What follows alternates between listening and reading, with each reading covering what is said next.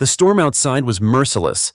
Rain hammered against the diner windows, lightning flashed, and inside sat a man whose life was already a storm on its own. Michael Carter, a wealthy single father, pushed open the squeaky door, guiding his 5-year-old son Ethan by the hand. But this was no ordinary child. Ethan had never spoken a single word in his life. He lived in silence, trapped in a world that even his own father couldn't reach. As they slid into a booth, the boy began rocking, humming, his tiny hands flapping with panic, the clatter of dishes, a burst of laughter from another table. Suddenly, Ethan screamed. He bolted from his seat, hitting the floor, arms flailing. Michael rushed to him, whispering desperate words. But nothing worked. His son was drowning in chaos. Then, out of nowhere, a young waitress dropped to the floor beside them. Grace Miller, with tired eyes and a stained apron, but a calmness Michael had never seen. She pulled a laminated card from her pocket, a cartoon face with one word, "Breathe." Slowly, she pressed a hand to her chest, inhaled deeply, and exhaled. Ethan froze. He mimicked her. And for the first time, the storm in his little body began to quiet. Michael stared, stunned. His son, responding to a stranger? But shock quickly turned to rage. "What do you think you're doing?" he barked, his voice slicing through the diner. And just like that, the fragile calm shattered. This was the moment everything began. The clash of pride, pain, and an unexpected connection that would change all of their lives forever. Grace stayed on the floor beside Ethan, her voice calm but firm, guiding the boy with gestures Michael had never seen before. Slowly, Ethan's breathing evened out. His trembling hands clutched the rubber toy Grace slipped into them, and for the first time in minutes, silence settled. But silence was dangerous. It left room for Michael's pride to roar back, his face flushed with anger. He pulled Ethan up roughly. "You don't get to touch my son without asking." Michael snapped, his words sharp like broken glass. Heads turned, the other diners froze, staring. Grace blinked, her hand still holding the picture card. "I was only trying to help." "Help?" Michael's voice rose. "You thought you'd swoop in and play hero? Pity the autistic boy and his incompetent father?" Gasps rippled across the diner. Grace's cheeks burned red, but she didn't back down. She stood slowly, her voice steady even as her hands shook. "I wasn't pitying him, and I wasn't pitying you. I was trying to speak his language when you couldn't." The words hit like a slap. Michael's fists clenched at his sides. His pride, his fear, his guilt, all collided into a storm inside his chest. For a moment, he couldn't breathe. Ethan's wide eyes flickered between them, sensing every shard of tension.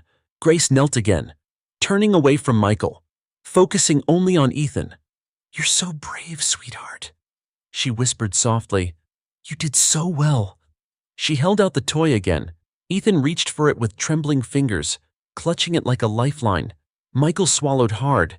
The judgmental stares of strangers pressed in on him from every corner of the diner. He wanted to scream. He wanted to disappear. Instead, he grabbed Ethan's arm, his voice low and rough. "We're leaving." He tossed a crumpled bill onto the table and stormed toward the door, dragging Ethan with him. Grace stood frozen, the picture card still in her hand, her heart aching. She had seen this before, fear wrapped in anger, pride covering helplessness. She blinked away tears, whispering to herself, "Poor kid." Outside, the storm was still raging. Michael shoved through the rain, barely noticing it as he guided Ethan to the car. His chest heaved with unspoken rage and shame. Inside the diner, life resumed, but the tension lingered. Grace bent down, picking up the picture card Ethan had dropped. She wiped it clean with her apron, staring at the little cartoon face. She didn't expect to see them again. She certainly didn't expect that this disastrous encounter, this brutal clash, would be the beginning of something that would shatter her world and remake it forever. The storm outside passed, but inside Michael Carter's chest, it raged on. He had dragged Ethan out of the diner, furious at Grace Miller, furious at himself. Yet something he couldn't shake gnawed at him all night. Ethan had calmed for her. Ethan had looked at her. Ethan had smiled. For years, Michael had been the only one trying to reach into his son's silent world. and in a single moment, a stranger had succeeded where he had failed.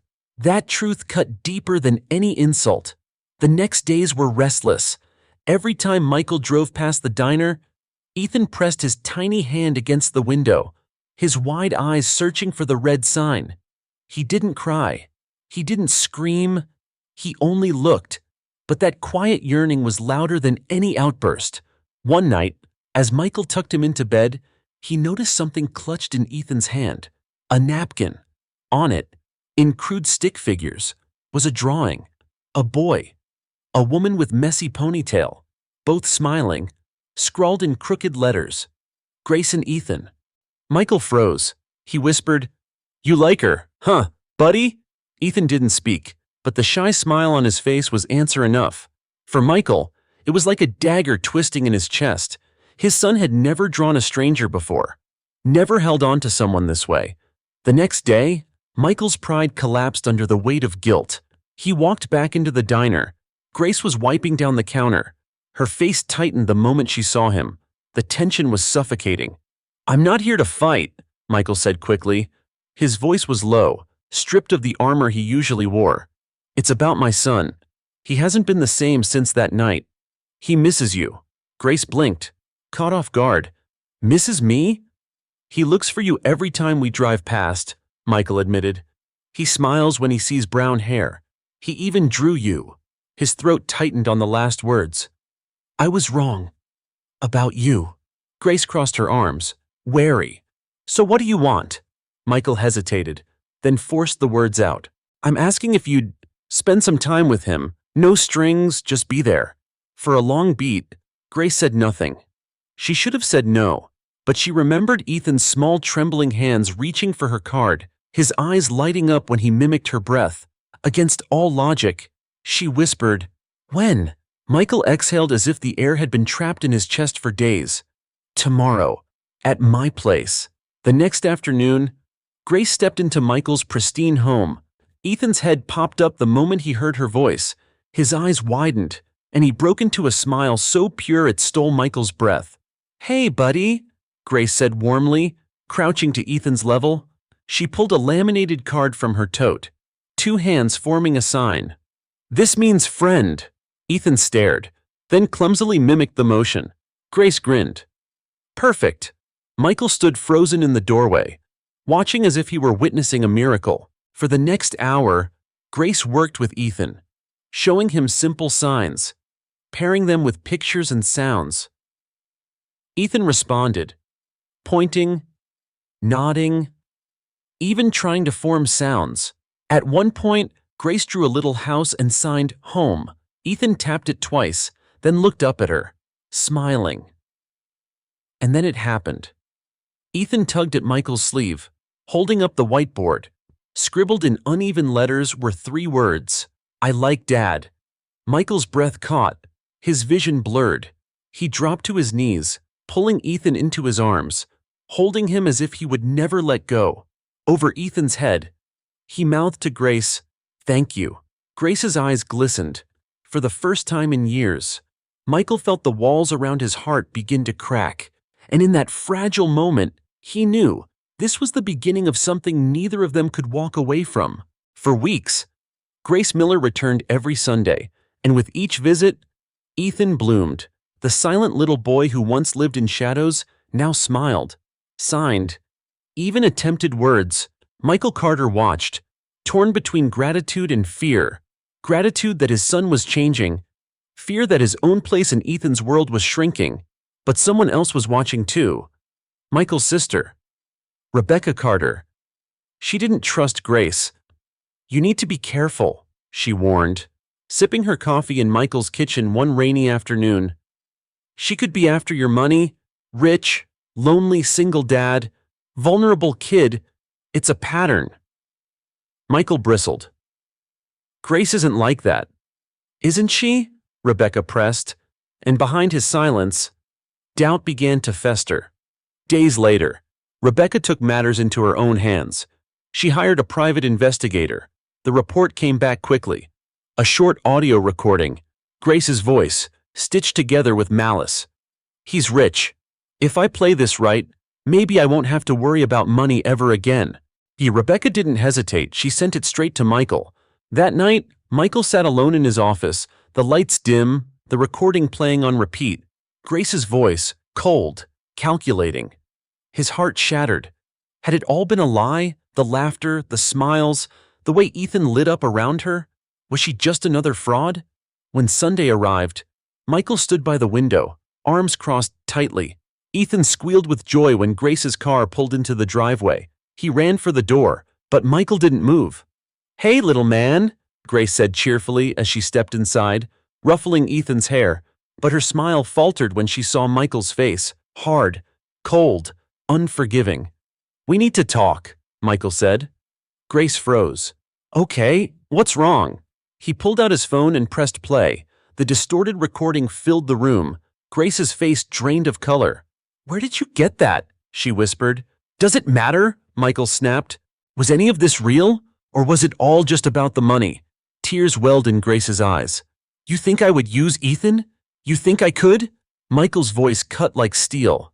"I think you should leave." Ethan clutched at Grace's sleeve, his little face contorted in confusion. "No," he whimpered. His very first word for her. Grace bent down, her voice breaking. "You are so brave, sweetheart. Don't ever forget that." She kissed the top of his head, then stood, trembling. Looking Michael in the eyes, she whispered, "I thought you were different, but you're just another man who only sees what he's afraid to see." And then she was gone. The house felt hollow, like the walls themselves had turned to stone. Ethan pressed his tiny hands against the window, staring out at the empty driveway, whispering, "Grace." Michael sank to his knees. Numb, he told himself he'd protected his son, but deep down, he knew the truth. He had destroyed the only bridge Ethan had ever built. The days that followed were darker than anything Michael Carter had ever known. Ethan no longer smiled. The boy who had once begun to bloom now withered before his father's eyes. He sat by the window, clutching the crumpled napkin drawing of him and Grace, staring out as if waiting for her to appear. Michael tried everything. Trips to the park, new toys, favorite meals. Nothing reached him. The silence was unbearable. At night, Michael sat awake, haunted by Grace's final words. "You're just another man who only sees what he's afraid to see." One rainy afternoon, an email arrived from Rebecca. Its subject line read, "More info on Grace." Michael almost deleted it, but something made him open it. Attached was a longer recording, the unedited version. With trembling hands, he pressed play. Grace's voice filled the room again, but this time it was different. "It's not a gig," she told a coworker. Her voice was tired but warm. "It's just this little boy. He's amazing. I don't even know if I'm helping him, but when he smiles at me, it feels like maybe, for once, I'm doing something good." The coworker teased, "And the dad?" Grace laughed softly. "He's complicated, but he loves that kid more than anything. I wouldn't touch that trust for all the money in the world." The coworker joked again. "Still nice that he's rich, right?" Her reply came swift, almost sharp. "Money doesn't fix anything. Not what he's going through. Not what that boy needs." Michael froze. The blood drained from his face, his knees gave out, and he sank into a chair. He had doubted her. He had betrayed her. And worse, he had betrayed Ethan. That night, as he tucked his son into bed, Ethan turned away. Clutching the napkin with Grace's name scribbled on it, Michael whispered, "I'm sorry, buddy. I'm so sorry." For the first time in years, tears came, real, unrelenting sobs. Ethan looked at him with solemn eyes, and for a flicker of a moment, Michael saw hope. The next morning, Michael stormed into Rebecca's house. "You destroyed us," he growled. "You doctored evidence and made me push away the only person who helped him." Rebecca stammered an apology, but Michael cut her off. "I don't care about your excuses. I have to fix this." And so the search began. Michael strapped Ethan into the back seat of the SUV. They drove for hours, through highways and small towns, stopping at diners and motels. Everywhere the same question. "Have you seen her? Brown hair, kind smile?" Most shook their heads. Some barely looked up. By nightfall, Exhaustion weighed heavy, but Michael refused to give up. Then, in a quiet town off the highway, his eyes caught a small bakery, Martha's Pies. Through the fogged window, he saw her, Grace, wearing a flour-dusted apron, her hair pulled back, her face tired but radiant. Michael's heart slammed against his ribs. Before he could speak, Ethan spotted her. His little voice broke the silence with a single word. Clear, strong, undeniable. Home! Grace dropped the tray in her hands, tears flooding her eyes as Ethan ran into her arms. She sank to her knees, holding him tight. Michael stood frozen, every regret crashing over him. Slowly, he crossed the bakery floor. Grace looked up, her eyes meeting his. No words were needed. The truth was there, in the forgiveness, in the love, in the second chance that fate had given them. Michael knelt beside them, his voice raw. Grace, I was wrong. Please, come back. Not just for Ethan. For us. The journey to redemption had begun. The bakery smelled of cinnamon and warm bread. But for Michael Carter, it was the smell of redemption. He stood frozen as Ethan clung to Grace Miller, his tiny arms wrapped around her neck as though he'd never let go again. Tears streaked her cheeks, and for the first time since that terrible day, her face was filled not with hurt, but with hope. Michael's throat tightened. He took a trembling step forward. Grace, his voice cracked. I was wrong. I should have trusted you. I should have trusted us. Grace rose slowly, still holding Ethan. Her eyes were red, her lips trembling. Michael, you broke me. You believed the worst instead of the truth. I know, Michael whispered, his voice raw, and I hate myself for it. But I can't lose you again.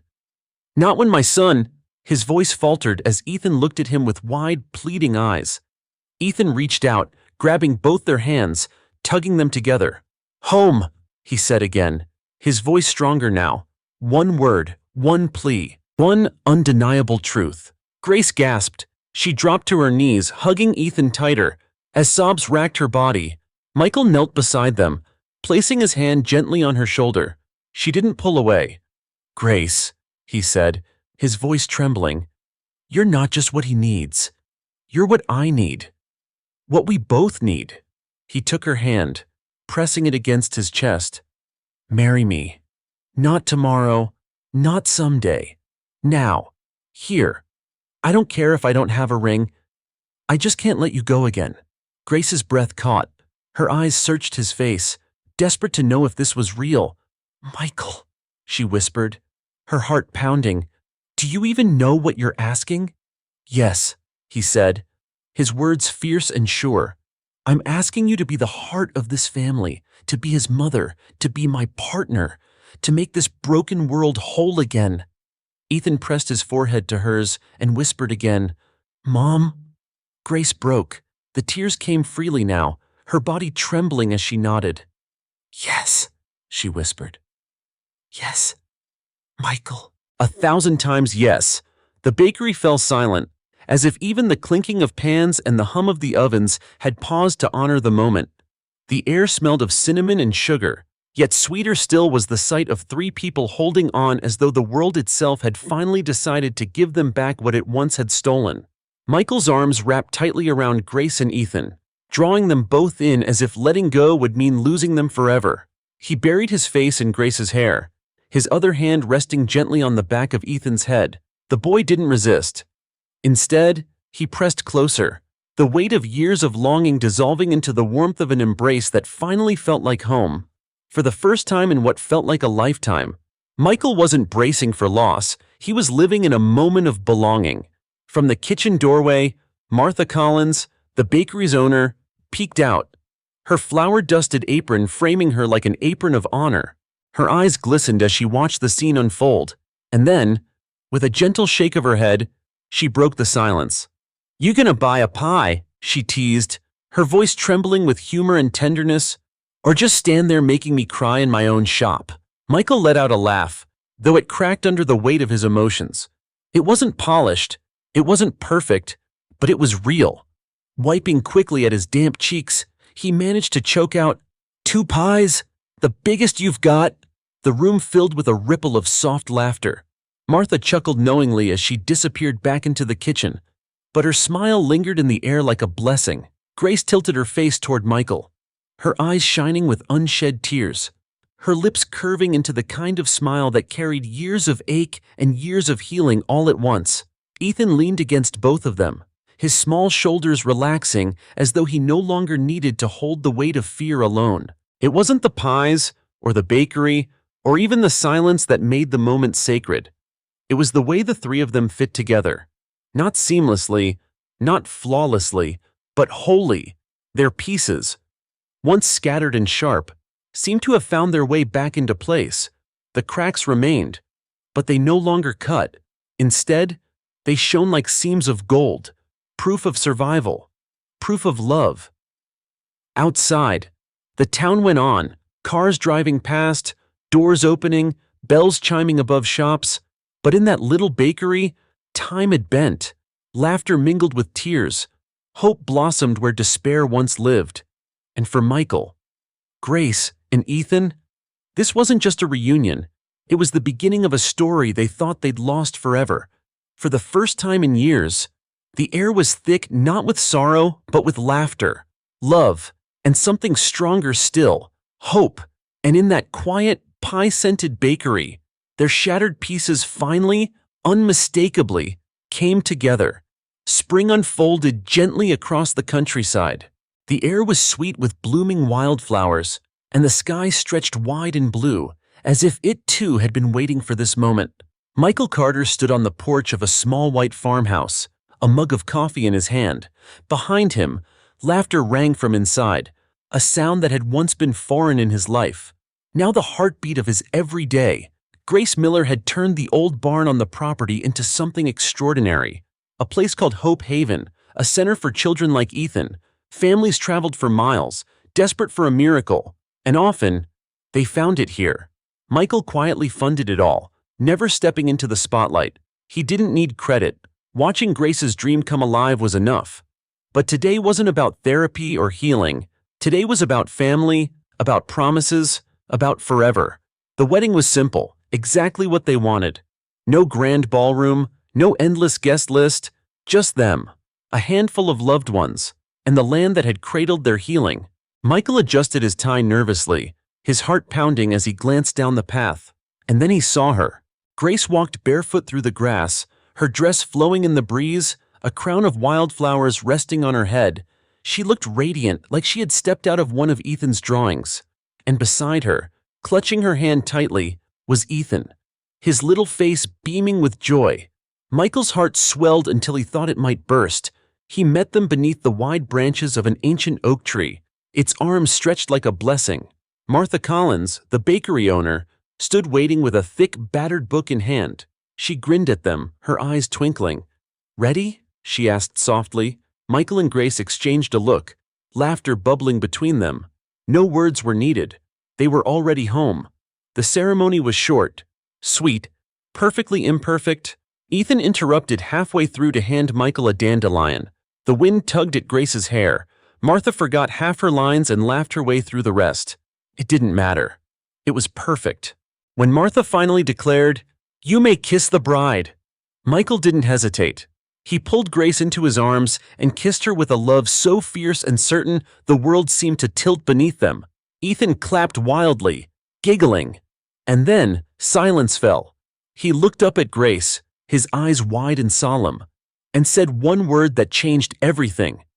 "Mom!" Grace gasped, falling to her knees, tears streaming. Ethan threw himself into her arms, and Michael dropped down beside them, wrapping them both into a tangled embrace of laughter, tears, and unstoppable love. The guests wept. Even the old oak tree seemed to stand taller, as though the world itself rejoiced. That evening, they sat on the porch swing, Ethan curled asleep between them. The stars blinked into life above, the air heavy with honeysuckle, and then a shooting star streaked across the sky, burning bright. Grace caught her breath, pointing upward. "Look," she whispered. Michael followed her gaze, his lips curving into a quiet smile. "A wish?" he asked softly, almost teasing. though his eyes searched hers with a gentleness that betrayed how deeply he wanted to understand. She shook her head slowly. The lantern light flickered against her face, catching the glimmer of unshed tears in her eyes. When she finally spoke, her voice carried the weight of everything they had endured together. "No," she whispered. "Not a wish. A promise." Michael's breath hitched at the word. He pulled her closer, his arm tightening protectively around her shoulders, as though holding her tighter could shield her from every shadow that had ever haunted them. His voice dropped to a murmur, steady but raw. "Whatever comes," he said, each syllable deliberate.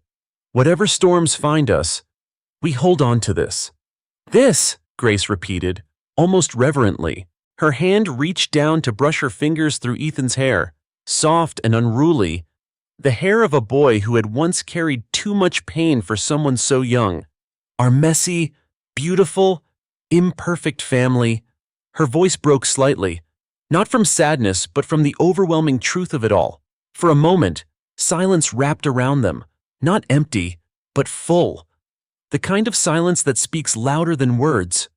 Above them, the stars shimmered like watchful guardians, while the lanterns drifted higher into the night sky, carrying other people's wishes, other people's dreams. But here, on this porch, what they held was no longer fragile hope. It was certainty. It was belonging. Michael pressed his forehead lightly against Grace's temple, breathing her in, memorizing the rhythm of her heartbeat against his own. He thought about the years when he had believed he would never have this, that love had passed him by, that family was a door forever closed.